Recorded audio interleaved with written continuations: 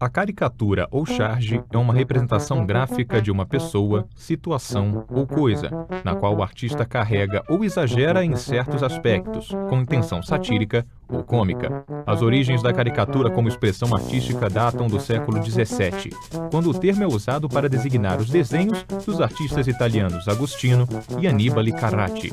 No Brasil, a primeira caricatura é atribuída a Manuel de Araújo Porto Alegre, tendo sido publicada no Jornal do Comércio em dezembro de 1837.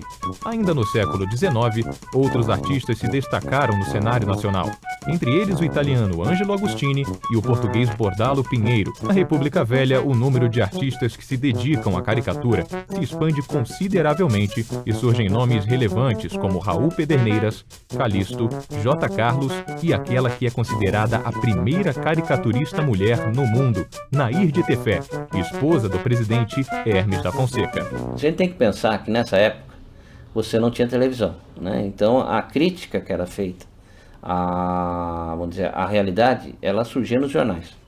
E temos que pensar também que existia no país, o índice de analfabetismo era muito grande, né? Então a força da imagem, ela era muito explorada pelos jornais. A Europa tem uma grande tradição de humor gráfico, né? Então grande parte dos ilustradores brasileiros, muitos deles vieram da Europa ou tinham uma educação europeia. Você não pode narrar a história do Segundo Império no país sem o Angelo Agostini, né? Ele praticamente faz a crônica de todo o Segundo Império e o início da República. As Aventuras de Nhoquim é considerada a primeira história em quadrinhos feita no Brasil. A revista Malho, por exemplo, é uma revista muito influente na época, né? Vamos dizer, o que determinava muitas vezes o rumo da política era o trabalho desses caricaturistas, né? Às vezes faziam cair um ministro, cair um membro do governo por uma charge que fazia. Tico Tico começa em 1905, vai até 1962, mais ou menos, né?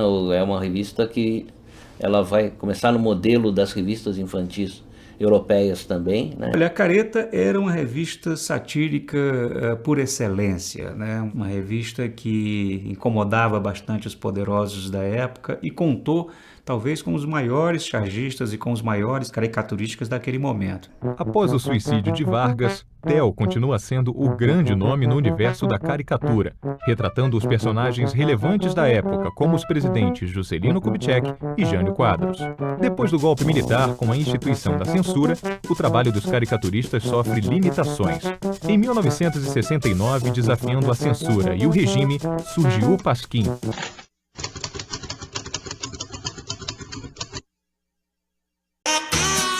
Em 1969, os Fradins ressurgem no Pasquim, semanário que ousou debochar da ditadura naqueles tempos conhecidos como Anos de Chumbo. Eu criei um personagem que era padre, os Fradinhos, porque eu era amigo dos frades dominicanos que estavam sendo muito perseguidos na época e foram muito perseguidos durante esse período.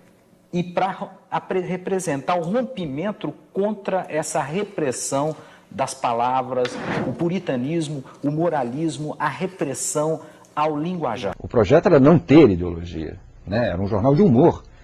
E um jornal de humor, por si só, não deve nem pode ter uma posição política. Ele pode ter uma posição política contrária às ideologias ou contrária às posturas, né? A função do humor a primordial é denunciar as injustiças, as mentiras, essas coisas todas. Quer dizer, revelar o avesso das coisas. Com a abertura, outros nomes ganham destaque durante os governos democráticos, como Luiz G., Laerte, Angeli e os irmãos Caruso.